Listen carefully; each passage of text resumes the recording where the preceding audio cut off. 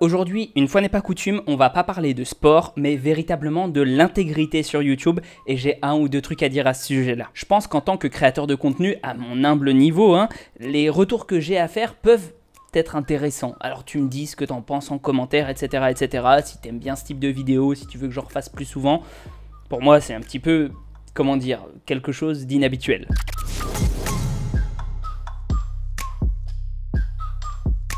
Déjà, pour t'exposer ma thèse, il faut bien que tu comprennes ce que c'est qu'être youtubeur. Être youtubeur, que tu sois le plus complet des amateurs ou le plus pro des professionnels, c'est être un publicitaire.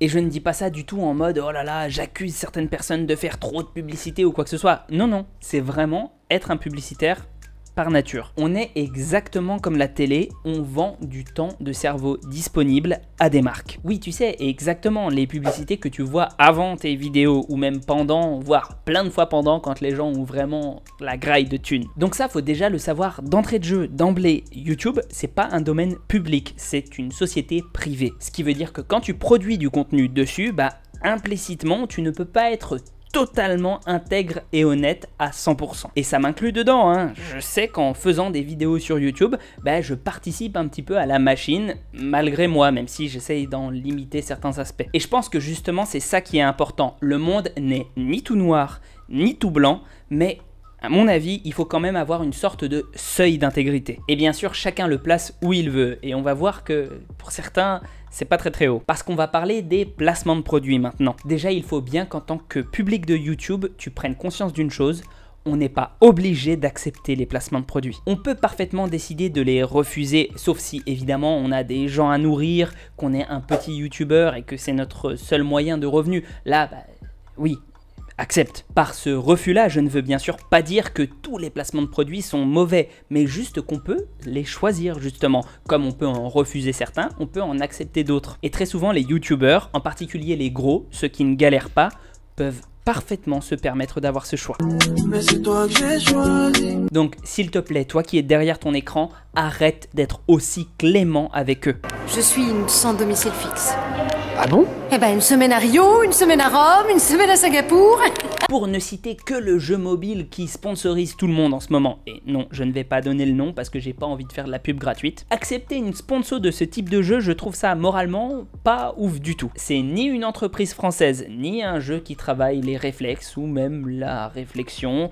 En fait, il n'y a aucun point positif pour ceux qui y jouent, et il base son économie, ses revenus, sur le fait de bouffer le plus d'argent possible à des joueurs qu'on appelle des baleines dans le milieu des gacha games, qui peuvent dépenser jusqu'à des 300, 400, 1000 euros par mois dans le jeu. C'est une minorité de joueurs, mais si t'en as même qu'un pour 1000, c'est déjà pas mal pour un jeu qui, comment dire, ne doit pas nécessiter des équipes folles pour bosser dessus. Soit au contraire, parce qu'il n'y a pas que ça, ils vont t'inciter à revenir le plus souvent possible sur leur jeu grâce à des sortes de pièges à dopamine, juste assez pour que tu ne sois pas trop saoulé par le jeu, mais en même temps que tu regardes ces petites pubs là quoi. Parce que oui, c'est sûr que toi, tu vas leur rapporter quoi, 5 centimes, mais à l'échelle d'une masse énorme de joueurs, ça fait beaucoup. Bref, juste ce que je veux te dire en fait, c'est que ça n'est pas un placement de produit anodin et sans conséquence. Il y a toujours statistiquement un pourcentage de victimes dans une si grande audience. Et attention, je ne veux pas cette réflexion en commentaire qui dirait « Oui, mais en fait, personne les oblige à faire ça ».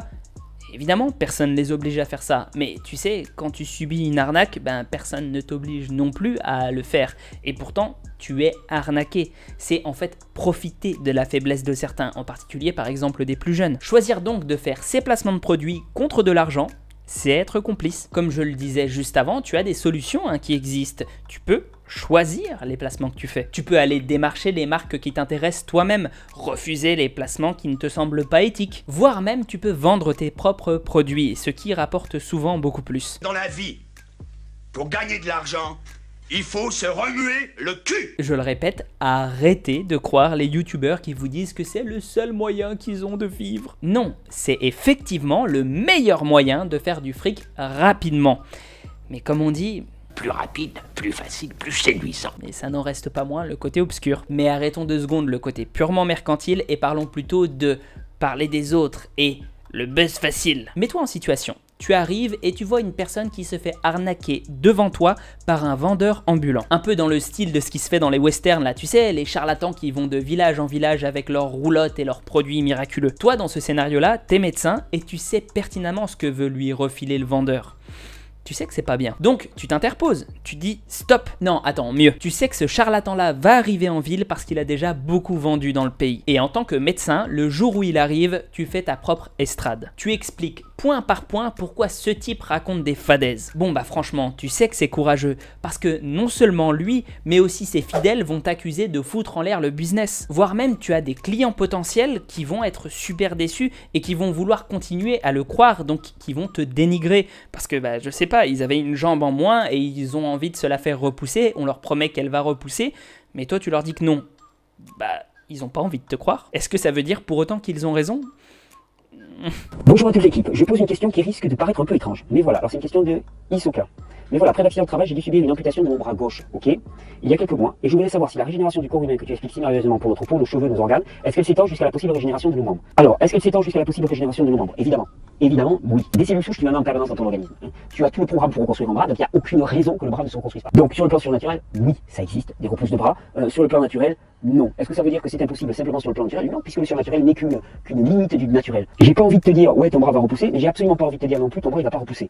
Parce que l'un comme l'autre sont faux. Moi, si j'étais à ta place, je parierais sur la régénération du bras. La guérison est possible. Et les jus sont une adjonction parfaite. Est-ce que ça va suffire? J'en sais rien. Par contre, sans, ça marchera pas. Donc si tu veux que ça marche, c'est avec. Mais cette méthode, même si elle va t'attirer plus d'inimitié, ce sera aussi probablement la meilleure, la plus impactante pour faire en sorte qu'il vende le moins possible et qu'il arnaque le moins possible. Si t'avais dans ton coin, sans jamais parler du type en question, démonté ses arguments, mais de façon générale, sans jamais le citer, bref, loin de lui et surtout de façon hyper positive, aurais-tu vraiment lutté contre lui? Ne penses-tu pas que plein de gens se seraient quand même fait avoir? Et surtout, est-ce que tu penses pas qu'il aurait quand même été bien content que tu choisisses cette méthode-là? Cette option qui lui laisse les mains libres et qui du coup vous arrange bien tous les deux puisque toi, bah tu te prends pas une déferlante, tout en te donnant auprès du public l'image d'un bienfaiteur. Bon bah maintenant, transfère ça à YouTube et on nage dans un autre délire encore. Parce que là tu te manges le combo jackpot gagnant. Si tu restes intègre et que tu n'attaques pas les gens, mais leurs propos, alors il va se passer quelques petits trucs. Tu vas pas avoir le soutien de la commu de ceux qui vont penser que t'es pas assez violent. Ceux-là veulent en fait voir les autres souffrir car ils ne les aiment pas. Bon, en vrai, tant mieux que t'aies pas le soutien de ces gens-là parce que c'est pas une super commu. Ils sont basiquement ultra toxiques. Mais ça te fait du public et du public ultra déter en moins. Mais tu seras quand même, peu importe ce que tu fais, trop dans l'aspect clash pour les fans de la personne en question. Donc tu te feras tomber dessus. Enfin, les personnes que tu auras correctement informées ne penseront pas forcément à te le dire. Ou même te soutenir activement parce que tu ne leur vends pas une cause à laquelle adhérer. Non. T'essayes juste de leur transmettre la vérité. Dans l'autre sens, si tu fais ton truc dans ton coin en restant positif sous toutes les coutures, bah avec un peu de chance, t'auras une communauté qui va prendre et t'ériger au rang de mec ultra sympa qui donne de trop bons conseils. Et il en faut, hein, je ne dénigre absolument pas ça. Parce qu'allons un peu plus dans le détail. S'il n'y a que des gars qui montent au créneau, alors il y a une place qui n'est plus prise. Celle de l'informateur qui veut simplement partager des infos utiles. Je pense que c'est un petit peu comme dans le corps humain. Tu as les cellules utiles qui produisent du contenu cool pour les autres personnes, un petit peu comme les cellules souches. Tu as les cellules cancéreuses qui produisent aussi du contenu, souvent en masse d'ailleurs, mais qui ne le font que pour elles. Elles n'en ont rien à foutre de l'intégrité des autres cellules. Et enfin, tu as le système immunitaire, les globules blancs, qui eux vont essayer de détruire les cellules cancéreuses. S'il n'y a plus de globules blancs, l'organisme va peut-être mourir.